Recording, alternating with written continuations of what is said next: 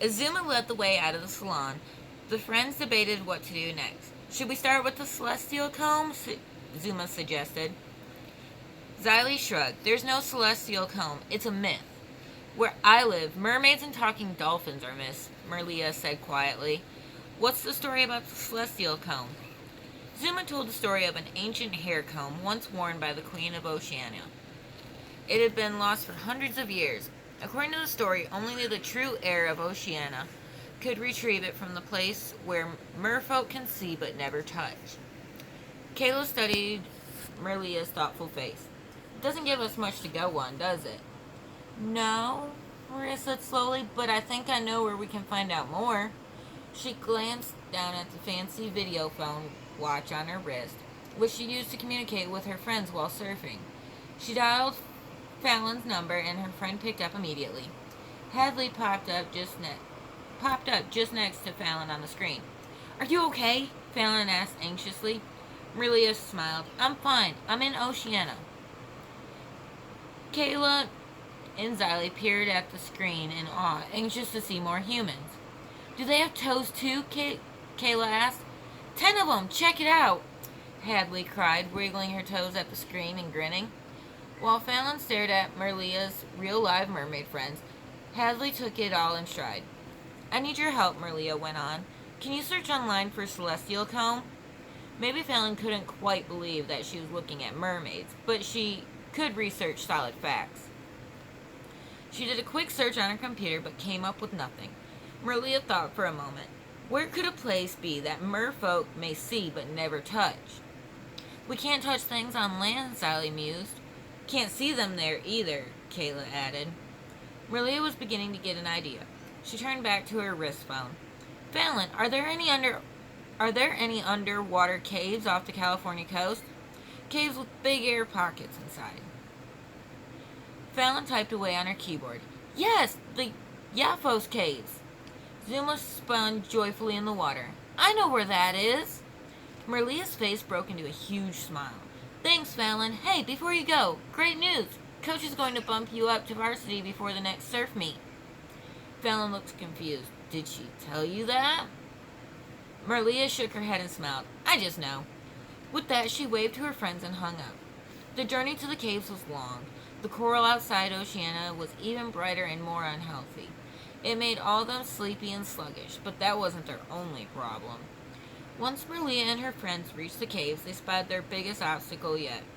The entrance to the caves was blocked by a huge group of giant bright orange jellyfish, and they looked mean. Their sting is deadly, and they're very protective of their home, Zuma whispered. Merlia hung back and studied the scene. How do we get the comb? The friends all paused, thinking hard. Then Kayla straightened up, looking determined. We can't, but you can. Snouts can help you. She turned to Xylee and Zuma. If the jellyfish go after the rest of us, Merlia can get inside. Merlia couldn't believe what her friends were planning to do. It was so dangerous. But it was their only chance to get the comb. Let's do it, she said. Merlia and Snout stuck behind a big chunk of coral out of sight. Meanwhile, Kayla, Xylee, and Zuma swam directly towards the caves. Hey, jellies, Kayla called. Mind if we come in? In no time, the jellyfish were on the chase. They darted after the mermaids and Zuma, who spun and ducked and swirled through the water to avoid them. Some of the jellyfish got tangled in one another's tentacles. Others were hot on the mermaid's tails. Merlia's moment had come. While the jellyfish were distracted, she and Snout slipped into the cave. Inside it was a long swim upward, but finally they broke the surface of the water. The cave had a big air pocket inside. Merlia studied the shimmering crystal walls of the cave. High up, a glint of gold caught her eye. She grinned at Snout. The celestial comb, where merfolk may see but never touch, she repeated. Good thing I'm not merfolk. Pulling up her fake tail fabric and tying it off to one side, Merlia began climbing the rock. Snout watched anxiously as she made her way up slowly the side of the cave, slipping and nearly falling. Finally, she reached the golden object. It was the celestial comb. But when she pulled on it, the comb was firmly stuck in the rock. She tried again and again, but with no luck. Below, Snouts barked encouragement. Glancing down at him, Merlia adjusted her feet. As she stepped on a stone jutting out of the wall near her right foot, it began to glow. Merlia's eyes widened. She pulled on the comb, and though it didn't come free, it did wiggle slightly in her hand. She was on the right track. Merlia studied the rock around her more carefully, poking and prodding various stones with her free hand and foot. Before long, another stone began to glow, and the comb got even looser. When Merlia finally touched the third magical stone, the comb slid out easily into her other hand. "I've got it!" Merlia cried down to Snouts. He clapped his fins and did a backflip. Holding the comb tight in one hand, Merlia dove back into the water.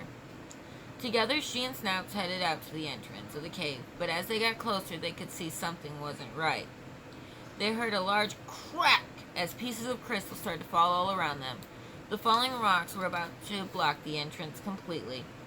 Merlia and Snouts would be trapped. The two friends picked up speed and swam as fast as they could. With a burst of speed, they zoomed out of the cave just before the crystal rocks sealed off the entrance for good. On the other side, they found Xylee, Kayla, and Zuma were thrilled to see that they were okay. "You made it!" Kylie cried. "I have the comb," Merlia said excitedly, and the friends celebrated. Love you, girls.